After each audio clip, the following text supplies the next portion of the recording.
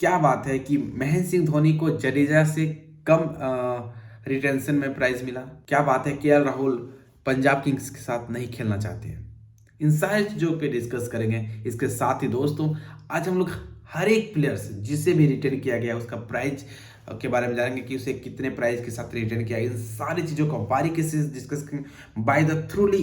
एक एक फ्रेंचाइज के बारे में, एक एक मैच, एक एक टीम के बारे में बात करेंगे, एक एक प्लेयर्स के बारे में बात करेंगे और बहुत मज़ेदार तरीके से हम लोग जानने की कोशिश करेंगे कि ये जो रिटेंशन पॉलिसी है उसका कौन कौन से रूल्स थे। अगर मैं सबसे पहले बात करूँ रिटेंशन पॉलिसी का, तो रिटेंशन पॉलिसी में मुख्य रूप से अगर बोला जाए तो सबसे पहला तो भाई कि एक फ्रेंचाइजेस मैक्सिमम 4 प्लेयर्स को रिटेन कर सकता है, लेकिन कंडीशन के साथ। जैसे कि सबसे पहला रूल ये है कि कोई भी फ्रेंचाइजेस जो है वो 3 से ज़्यादा इंडियन प्लेयर, चाहे वो कैप्ड हो या अनकैप्ड प्लेयर है, उसे रिटेन नहीं कर सकता है।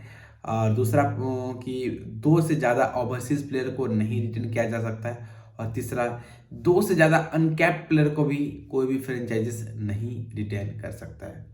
ये 3 मुख्य जो रेगुलेशन था रिटेंशन का, वो था कहीं ना कहीं। और साथ में बहुत सारी बात, छोटी छोटी बातें सबके बारे में डिस्कस करने। तो चलिए पहले हम लोग बात करते हैं, आरसीबी से शुरू करते हैं इस स्टोरी को। अगर आप आरसीबी की तरफ से देखो तो चूंकि आप सबों को पता है कि सभी टीमों को 90 करोड़ का एक सैलरी कैप दिया गया था कि आप 90 करोड़ को टीम कॉम्बिनेशन को सेट करने के लिए आप यूज़ कर सकते हो, उससे ज़्यादा आप नहीं यूज़ कर सकते हो। तो 90 करोड़ में अगर आप देखो तो आरसीबी के द्वारा 3 प्लेयर्स को रिटेन किया गया है। सबसे पहला रिटेंशन है एब्सोल्युटली विराट कोहली, जिसको 15 करोड़ के साथ पहला रिटेंशन में रखा गया है। और दूसरा प्लेयर्स जो है वो है ग्लेन मैक्सवेल, जिससे सेकेंड रिटेंशन के रूप में 11 करोड़ के साथ रखा गया है। और साथ में जो तीसरा प्लेयर को रखा गया वो है मोहम्मद सिराज, जिसे कि 7 करोड़ के साथ थर्ड रिटेंशन में रखा गया है। तो यहाँ पे 2 प्लेयर, एक तो लेग स्पिनर हमारा चहल और दूसरा हर्षल पटेल जो कि पर्पल कैप का भागीदार था। इन 2 प्लेयर्स को इस बार रिटेन नहीं किया गया।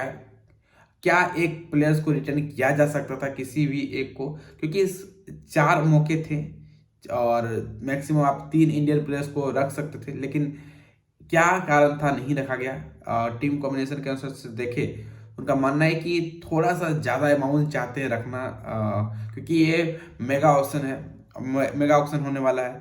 तो यहाँ पे ज़्यादा अमाउंट रहेगा बैग में, तो ज़्यादा इंडिपेंडेंट तरीके से अपने अच्छे अच्छे पिक्स ले सकेंगे। कोशिश करेंगे कि इन्हें कोशिश किया जाएगा कि इन प्लेयर्स को ऑक्शन से उठा के टीम में फिर से ले लिया जाए। बट लेट्स स्टार्ट, क्या होता है वो तो ऑक्शन में पता चलेगा। लेकिन अगला जो मैंने सेलेक्ट किया है, अगला जो हम लोग टीम के बारे में जानेंगे, फ्रेंचाइजीज के बारे में जानेंगे, वो है सनराइजर्स हैदराबाद।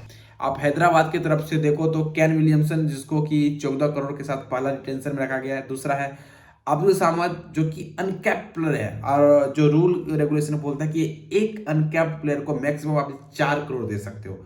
और सनराइजर्स हैदराबाद पहला टीम है जो कि 2 अनकैप्ड प्लेयर रखे हैं। एक अब्दुल सामद, एक है उर्मान मलिक। आप सबों को पता है कि आईपीएल 2021 में उर्मान मलिक, जो कि 150 के स्पीड से भी ज़्यादा रफ्तार से बॉल किए और अब इंडिया के आईपीएल के हिस्ट्री में इंडियन प्लेयर्स में सबसे शानदार फास्ट बॉलर के रूप में अपना नाम भी दर्ज किए।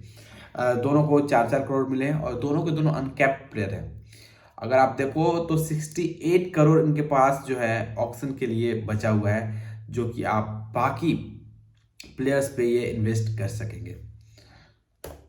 अगला जो हमने अगला जो फ्रेंचाइजीज है वो है पंजाब किंग्स। अगर आप देखो इन पंजाब किंग्स की तरफ से तो 2 रिटेंशन किया गया है, जहाँ पे पहला रिटेंशन मयंक अग्रवाल और दूसरा में सिंह। अगर आप मयंक अग्रवाल को देखो तो 12 करोड़ के साथ रिटेन किया गया, और मयंक सिंह जो कि अनकैप्ड प्लेयर है, इन्हें 4 करोड़ के साथ रिटेन किया गया है। पंजाब किंग्स से जो मेनली सामी को रिटेन क्यों नहीं किया गया, ये थोड़ा सा है ट्विकी पॉइंट्स है, लोगों को थोड़ा समझ में नहीं आ रहा। और साथ में अगर हम देखें केएल राहुल वो पंजाब किंग्स हो सकता है कि फ्रेंचाइजेस के साथ ही उन्हें लग रहा हो कि यार अब वो दूसरे फ्रेंचाइजेस के साथ पर्सनल कुछ रीजंस बताए और वो दूसरे फ्रेंचाइजेस के साथ इस बार खेलते हुए नजर आ सकते हैं। हो सकता है कि वो एक एज ए कैप्टन किसी दूसरे फ्रेंचाइजेस में मिल जाए, क्योंकि इस बार दो टीम आने वाला है। मैं भी मुझे लग रहा है कि कहीं ना कहीं कहीं कोई ना कोई ऐसा टीम होगा जहां पे एज ए कैप्टन खेलते हुए नजर आ सकते हैं। आपको क्या लगता है कि वो कौन सा टीम हो सकता है, लखनऊ का टीम या फिर अहमदाबाद का टीम? आप अपना कमेंट जरूर बताएं। और इनके पास अभी तक सबसे ज्यादा ऑक्शन के लिए जो अमाउंट बचा हुआ है वो है 72 करोड़ रुपया। अब ये अपना यूज करेंगे ऑक्शन में और बाकी प्लेयर्स को अपने टीम में अच्छे सिलेक्शन को कंबाइन कर पाएंगे। अगला जो है सीएसके, हम सबों का प्यारा माही। अब यहाँ पे है कि रविंद्र जडेजा को यहाँ पे सबसे ऊपर में फर्स्ट रिटेंशन में, जिन्हें कि 16 करोड़ मिला है। दूसरे रिटेंशन में है एम एस धोनी जो कि 12 करोड़ के साथ रिटेन किया गया है। और तीसरा है मोइन अली और चौथा है ऋतुराज गायकवाड़ जो कि 6 करोड़ के साथ रिटेन किया गया है।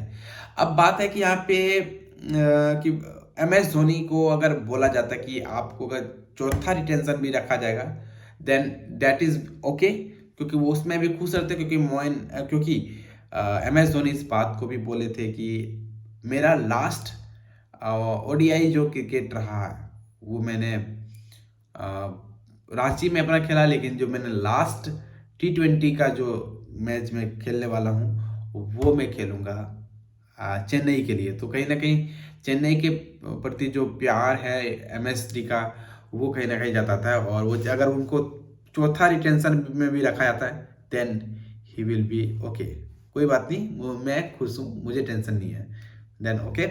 ये रहा सीएसके। उनके पास जो अमाउंट बचा हुआ है अभी ऑक्शन के लिए वो है 48 करोड़। ये जो अभी प्लेयर्स को मिस करने वाले हैं जैसे कि दीपक चेहर को मिस कर सकते हैं, शार्दुल ठाकुर को मिस कर सकते हैं, उतप्पा को मिस कर सकते हैं, गायकवाड़ तो आ ही गए इनके पास। इन प्लेयर्स को ये मिस कर सकते हैं और ट्राई करेंगे कि ऑक्शन में इन्हें अच्छे प्राइस पे या जैसे भी सेटल हो उन्हें अपनी टीम में फिर से वापस ले लिया जाए। अगला जो फ्रेंचाइजिस है वो है दिल्ली कैपिटल। एक बहुत ही शानदार फ्रेंचाइजिस, एक सक्सेसफुल तो अभी तक नहीं बोलते हैं, लेकिन एक यंग एज का जो टीम है वो यूथ का टीम नजर आता है। यहाँ पे अगर आप देखो तो पहला रिटेंशन एब्सोल्युटली ऋषभ पंत को रखा गया जो कि 16 करोड़ के साथ। दूसरा है अक्षर पटेल जो कि 9 करोड़ के साथ। और तीसरा है पृथ्वी शॉ 7.5 करोड़ और नॉर्थ को 6.5 करोड़ के साथ रिटेन किया गया है। इनके पास जो लेफ्ट अमाउंट बचा हुआ है वो है 47.5 करोड़ जो कि ऑक्शन में यूज करेंगे और ट्राई करेंगे कि अच्छे अच्छे प्लेयर्स को रखा जाए। यहाँ पे एक आश्विन को रिटर्न नहीं किया गया तो इनके पास ज़्यादा ऑप्शंस भी नहीं थे, क्योंकि आप 4 प्लेयर्स को मैक्सिमम रिटर्न कर ही सकते हैं। तो ये सारे आप ट्राई करेंगे कि ऑक्शन से प्लेयर्स को उठाए और अपना टीम को कंबाइन करें। अगला जो मैंने फ्रेंचाइजीज पिक किया वो है केकेआर। आप कोलकाता नाइट राइडर्स की तरफ से देखो तो इसकी तरफ से भी 4 प्लेयर्स को रिटर्न किया गया है। पहला है एंड्रे रसल जो कि 12 करोड़ के साथ पहला रिटेंशन में रखा गया है। दूसरा है वरुण चक्रवर्ती 8 करोड़। तीसरा है वेंकटेश अय्यर 8 करोड़। और उसके बाद है सुनील नारायण वो कि 6 करोड़ के साथ रिटर्न किया गया है। अगला जो मैंने फ्रेंचाइजीज पिक किया वो है मुंबई इंडियंस। अगर आप मुंबई इंडियंस को देखो तो सबसे पहला जो रिटेंशन है वो है रोहित शर्मा 16 करोड़। दूसरा है जसप्रीत बुमराह 12 करोड़। सूर्य कुमार यादव 8 करोड़ और केरन पोलार्ड 6 करोड़ के साथ रिटेन किया गया है। अगला जो फ्रेंचाइजीज है वो है राजस्थान रॉयल्स। अगर इन्हें देखो तो 3 प्लेयर को रिटेन किया है। Sanju Samson as a captain, Jos Buttler 10 crore और यशस्वी जायसवाल अनकैप्ड प्लेयर है जिन्हें कि 4 करोड़ के साथ रिटर्न किया गया। ये था दोस्तों हमारा ये था दोस्तों रिटेंशन में किससे कितने प्राइजेस के साथ रिटर्न किया गया। आपको क्या लगता है कि कौन से ऐसे टीम है जो कि इस रिटेंशन पॉलिसी के बाद थोड़ा सा कमजोर होते हुए नजर आएंगे और कौन सी टीम है जो इस रिटेंशन के बाद अच्छे प्लेयर्स उसके पास आने की ज़्यादा संभावना होंगे और एक अच्छी कॉम्बिनेशन बन पाएंगे। आप कमेंट सेक्शन में अपनी राय जरूर बताएं। आपकी राय की ऑलवेज कद्र करते हैं और हमें आपसे बातें करने की भी मौका मिलता है। तो चलिए दोस्तों, इसके साथ ही मैं लेता हूँ आपसे विदा। तब तक के लिए जय हिंद, वंदे मातरम।